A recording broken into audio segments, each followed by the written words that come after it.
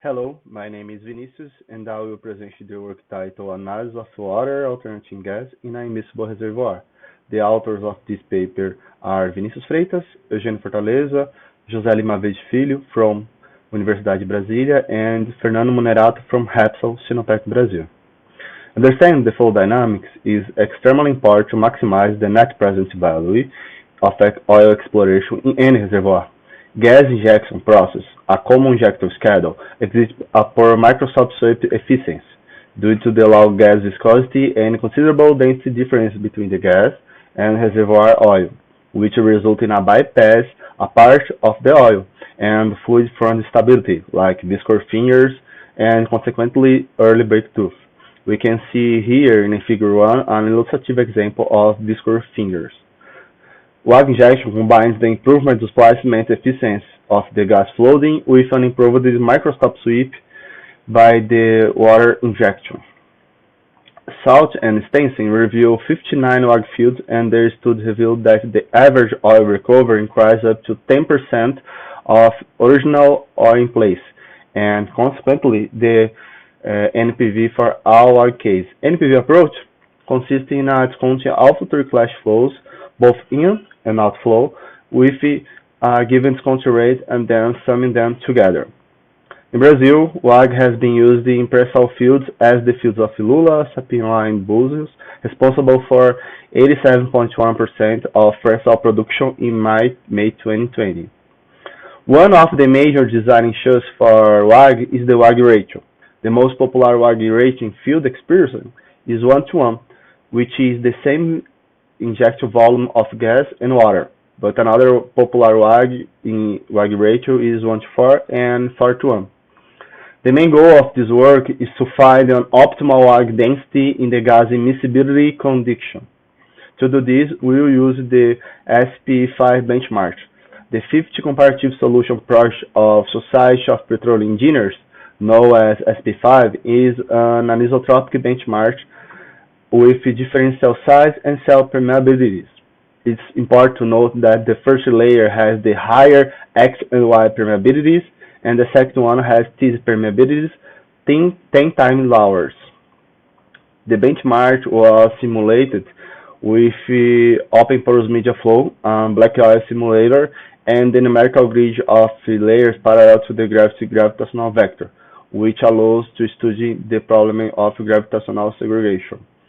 The grid is composed of 7 elements in the X and Y axis, and just 3 elements in the Z axis.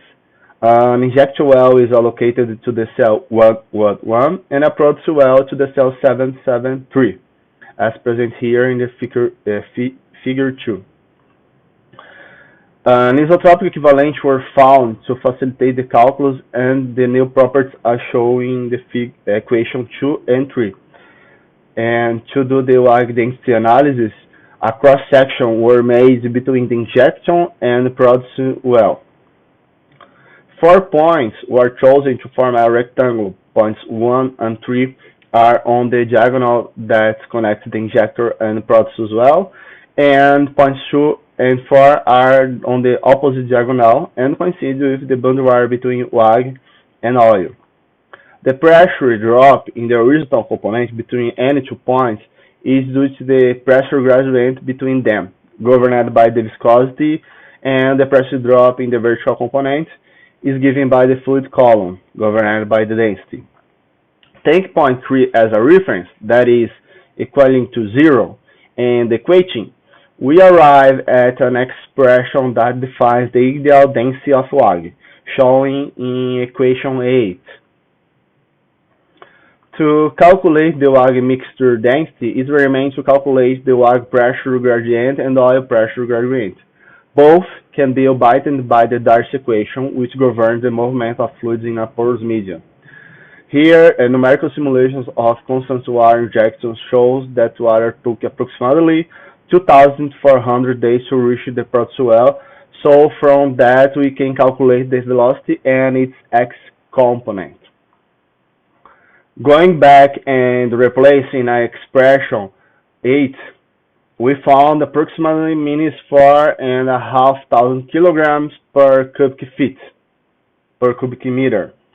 Due to the difference in density and viscosity between oil and other fluids, to balance the first, the WAG density value must be negative, which is physically impossible.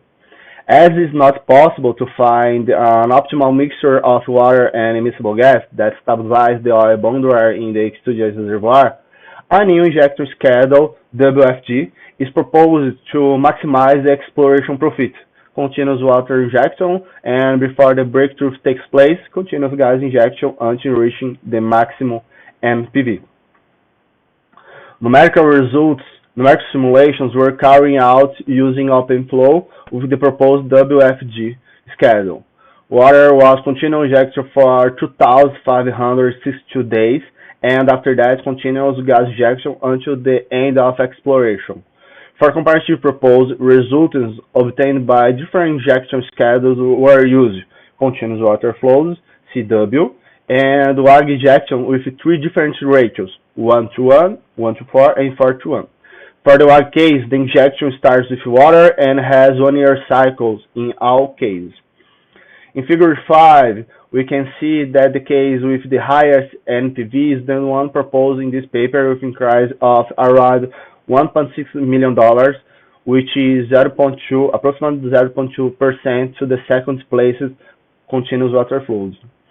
Such NPV gain is justified by financial issues linked to the injection and product costs. The final injection of gas does not cause an increase in oil production, but it reduces the cost linked to exploration.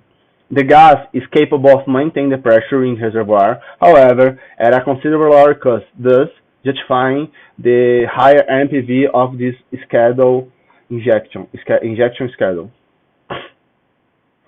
When comparing the NPV of the different WAG ratios, just the WAG ratios, it is noted that the higher the water to gas ratio in the WAG, the higher the NPV.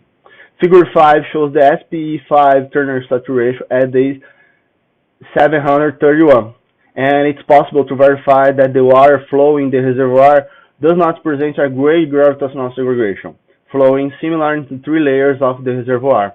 The same does not happen with gas, which flows smoothly in the first layer of the reservoir and advances more quickly to the product well, thus culminating in the unwanted precursor gas coning. The second layer has the lowest permeability, thus justifying the advance of majority gas in the upper layer of the reservoir. Furthermore, the low viscosity of gas also contributes to the increasing speed advanced. However, in the case of continuous water flooding, water has viscosity and density relatively closer to of the oil, resulting in a more homogeneous distribution of water in the three layers, so that there is a balance of viscous and gravitational forces.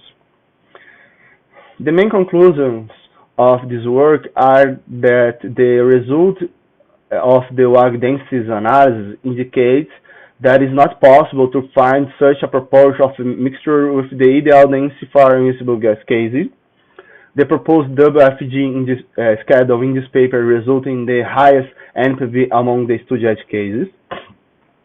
The injection of immiscible gas in the upper layer becomes more attractive if there is an intention to sweep the reservoir from above, due to the strong heterogeneity, for example.